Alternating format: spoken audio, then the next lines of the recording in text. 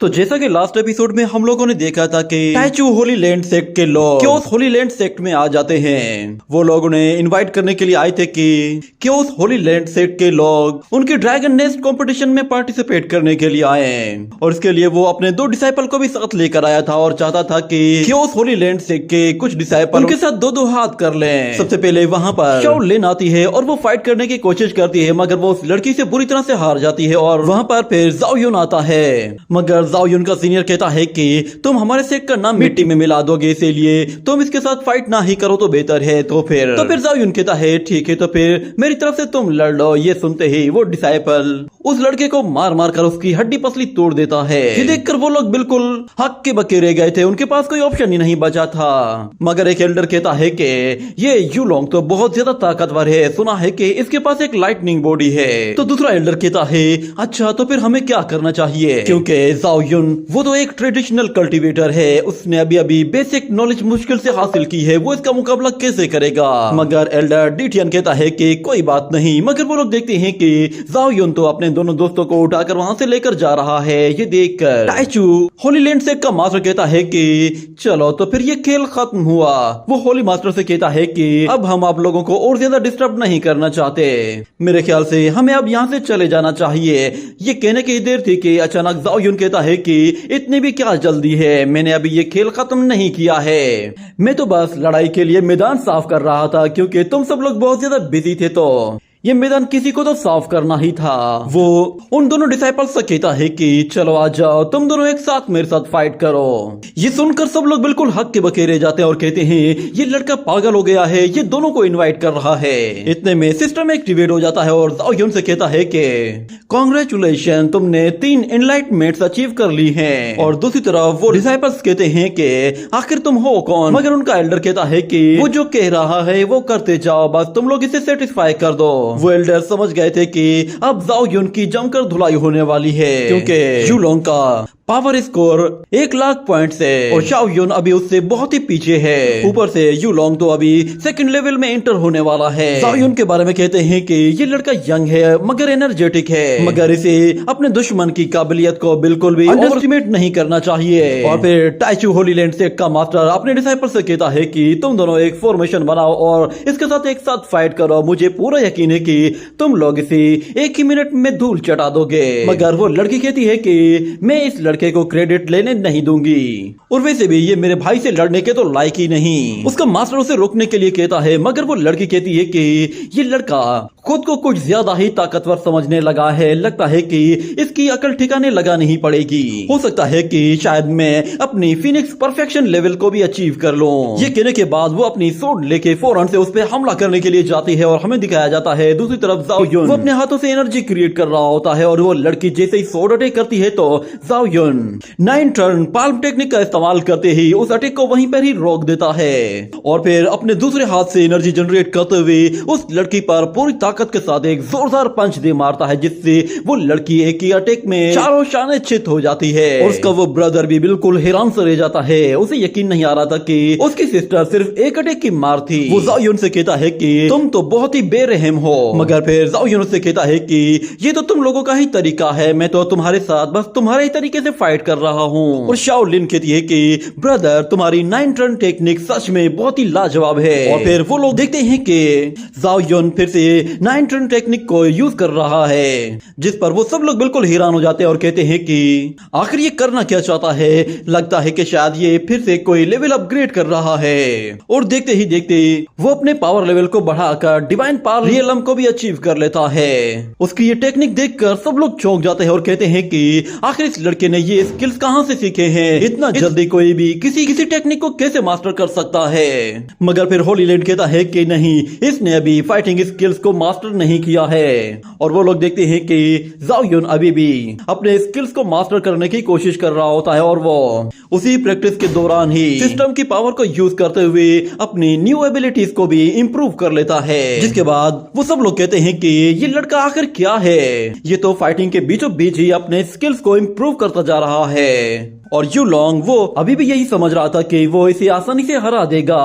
मगर जाओ युन प्रैक्टिस करते हुए कहता है कि जिन एंड यांग ये 4 सिंबल्स को जनरेट करते हैं और वो 4 सिंबल्स डायग्राम्स को एक्टिवेट करते हैं और 8 डायग्राम हमारे लिए सक्सेस या फिर बेड लक लेकर आते हैं। मगर ये दोनों ही लक हमें हमेशा हमारी किस्मत की तरफ लेकर जाते हैं। अगर हेवन एंड अर्थ को मेरी वाकई में फिक्र है तो फिर आज इस लड़ाई में मैं तुम्हें बहुत ही बुरी तरह से पीटने वाला हूँ। ये कहते ही वो अपने 3rd स्किल को भी एक्टिवेट कर लेता है और फिर होली मास्टर कहता है कि इसकी कॉम्बैट पावर तो वो 1 लाख के बराबर आ पहुंची है, यानी कि अब यू लॉन्ग और शाओ युन दोनों ही सेम लेवल में आ चुके थे। और उसके साथ साथ शाओ युन ने 2nd रियलम को भी अचीव कर लिया था। ये देखकर वो सब लोग हैरान हो जाते हैं कि आखिर ये लड़का इतनी जल्दी 2nd रियलम में कैसे चला गया। मगर यू लॉन्ग कहता है कि ये लड़का सच में बहुत ही कमाल का है, मगर शायद आज इसका आखिरी दिन होने वाला है। ये कहने के बाद वो जैसे ही उसे पंच मारने के लिए आता है और हम देखते हैं कि जाओ युन बहुत ही आसानी से उसके पंच को ब्लॉक कर लेता है और उसे पीछे धकेल देता है। ये देखकर वो लड़का कहता है कि अच्छा तो तुम अभी से ही डिफेंसिव मोड में चले गए हो, लगता है कि शायद तुम हमला नहीं कर सकते। वो सारे मास्टर्स उसे कहते हैं कि प्लीज इससे लड़कर गलती मत करना। मगर हमें दिखाया जाता है जाओ युन तो फौरन से उससे लड़ने के लिए आ रहा होता है और वो उसे एक से बढ़कर एक पंच मारने की कोशिश करता है। मगर दूसरी तरफ यू लॉन्ग तो बहुत ही आसानी से उसके अटैक को ब्लॉक करता जा रहा था और वो कहता है कि मानना पड़ेगा दोस्त, तुम वाकई में लाजवाब हो, मगर बदकिस्मती से तुमने अभी सिर्फ और सिर्फ बेसिक स्किल्स ही सीखे हैं। तुम ये सोचना भी मत कि तुम मेरी लाइटनिंग बॉडी को इन बेसिक स्किल्स के साथ हरा दोगे। जाओ युन जैसे ही पंच मारता है तो अचानक से वो लड़का गायब हो जाता है, जिस पर जाओ युन भी हैरान रह जाता है और हमें दिखाया जाता है कि वो लड़का लाइटनिंग स्पीड से गोल गोल घूम रहा होता है और वो जाओ युन से कहता है कि मेरे पास लाइटनिंग बॉडी है, तुम चाहे जितना भी तेज भाग लो तुम मेरा मुकाबला नहीं कर पाओगे। तो फिर जाओ युन कहता है ऐसी बात है तो फिर ठीक है। ये कहते हैं अचानक से वो उसे एक जोरदार पंच दे मारता है जो कि उसे बराबर जाकर हिट करता है और उसके साथ जाओ युन उसे उठाकर वहां से दूर फेंकता है।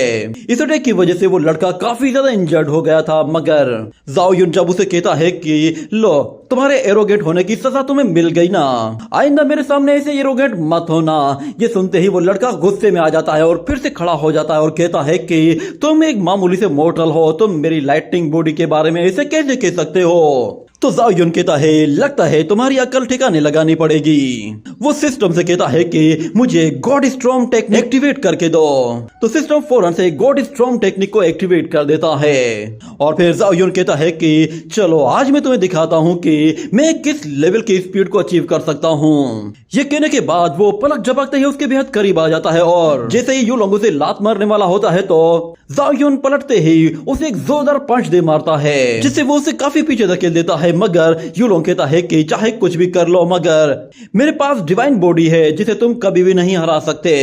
तो दूसरी तरफ जाओ युन दोबारा से गॉड स्ट्रॉन्ग टेक्निक को यूज करते हुए फास्ट स्पीड से उसके बिल्कुल पास जा पहुंचता है और वो दोनों ही एक दूसरे को पंच मारने वाले होते हैं। मगर हमें दिखाया जाता है कि वहां पे खड़े हुए एल्डर्स बिल्कुल हक्के बक्के रह चुके होते हैं और वो कहते हैं कि इसने डिवाइन स्ट्रॉन्ग टेक्निक को अचीव कर लिया है, आखिर ये क्या कर रहा है। लगता है कि शायद इसने 3rd रियलम में भी ब्रेक थ्रू कर लिया है। उन लोगों को समझ में नहीं आ रहा था। मगर दूसरी तरफ जाओ युन तो पलक झपकते ही एक ब्रेक थ्रू कर रहा होता है जिसकी वजह से उसका power level 4 lakh point score तक पहुंच गया था। ये देखकर उस टाइचू माउंटेन के रोंगटे खड़े हो जाते हैं और दूसरी तरफ हम देखते हैं जाओ युन अपने अपोनेंट से कहता है कि चलो मैं तुम्हें एक आखिरी मौका दे रहा हूँ, अपनी किस्मत आजमा लो। ये कहने के बाद वो दोनों ही एक दूसरे से आकर जैसे ही टकराते हैं तो हम देखते हैं कि जाओ युन उसे एक जोरदार किक मारते हुए उस घर से बाहर ले आता है और उसे दूर से जाकर फिर एक और किक मारता है और कहता है कि आज मैं तुम्हें तुम्हारी लाइटनिंग की स्पीड कैलकुलेट करवाता हूँ। ये कहने के बाद वो उस पर एक के बाद एक अटैक करता जाता है जिससे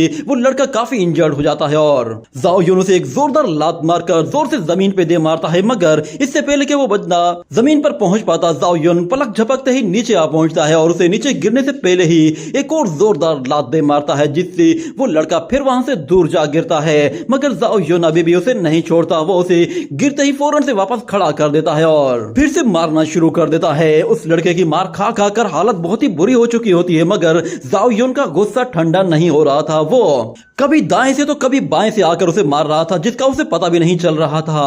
और हमें दिखाया जाता है कि वो वहां पर हुआन क्वान 100 पंचेस स्किल को भी यूज करता है, जिससे वो एक साथ इतने पंचेस मारता है कि वो लड़का भी हैरान रह जाता है और जाओ यून उसे नीचे गिरने से पहले ही मुंह से पकड़ता है और जमीन पर रगड़ते हुए उसे सीधा आगे की तरफ लेकर जा रहा होता है, जिससे वो लड़का और भी ज्यादा बुरी हालत में आ जाता है और जाओ यून उसे घसीटते हुए सीढ़ियों से ऊपर ले जाकर वापस से उसी हॉल के अंदर लेकर चला जाता है और उसे कहता है कि चलो अपनी हार मान लो वरना तुम मरने वाले हो। ये कहने के बाद वो उसे एक और सुपर पंच मारने वाला होता है, मगर टाइचू होली लैंड का मास्टर उसके सामने एक बैरियर बना लेता है, जिससे वो अपने डिसाइपल की जान बचाता है और वो होली मास्टर से कहता है कि मेरे ख्याल से आज के लिए इतना मैच काफी होगा।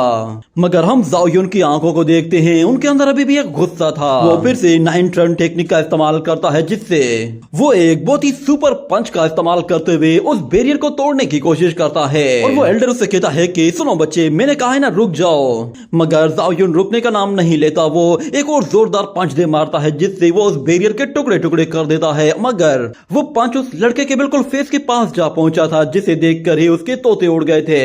मगर जाओ यून ने उसे माफ कर दिया था, जिसकी वजह से उस लड़के की जान में जान आती है, मगर इतनी मार खाने के बाद जाकर मुश्किल से वो लड़का अपनी जान बचा पाया था। जिसके बाद वहां पर अनाउंसमेंट होती है और बताया जाता है कि ये मैच केओस होली लैंड जीत चुका है। उस लड़के की इसी बुरी हालत देखकर उसकी जूनियर सिस्टर उसके पास आ जाती है और वो मास्टर भी ये देखकर हैरान रह जाता है कि ये लड़का है या फिर कोई मॉन्स्टर है। इसने इतनी यंग एज में 4 रियलम को भी अचीव कर लिया है। वो उसकी तारीफ करते हुए कहता है कि सुनो बच्चे, तुम सच में एक जीनियस हो। ये सुनकर उसका अपना ही डिसाइपल कहता है कि मास्टर आप ये क्या कह रहे हैं, आपको पता था कि ये जीनियस डिसाइपल है तो फिर आपने मुझे इससे लड़ने क्यों दिया।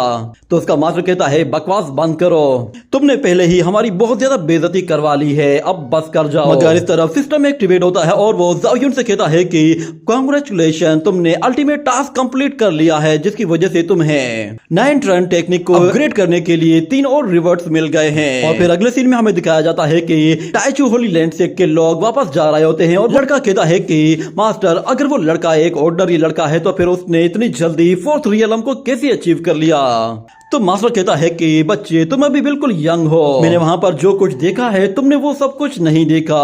मेरी विजडम आइज ने मुझे बताया है कि उस लड़के ने ब्रेक थ्रू करने के लिए कोई पिल खाई हुई है, मगर उसमें ऐसा कुछ खास नहीं है। उसने अगर ब्रेक थ्रू किया भी है तो सिर्फ और सिर्फ उसने पिल्स की मदद से किया है, इसलिए उससे इतना डरने की कोई जरूरत नहीं। ये सुनकर वो लोग कहते हैं कि उन्होंने ऐसा जानबूझकर किया है ताकि उनका डिसाइपल ड्रैगन नेस्ट कंपटीशन तक हिस्सा ले सके।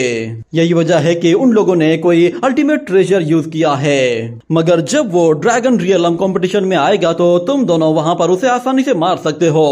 मगर वो लड़की कहती है कि हम उसे कैसे हराएंगे, उसने 4th रियलम अचीव कर लिया है और हम लोग अभी 1st लेवल में हैं। तो मास्टर कहता है कि उसने ट्रेडिशनल कल्टीवेशन की है, जिसका मतलब है कि वो 4th रियलम से ज्यादा ऊपर जा ही नहीं पाएगा।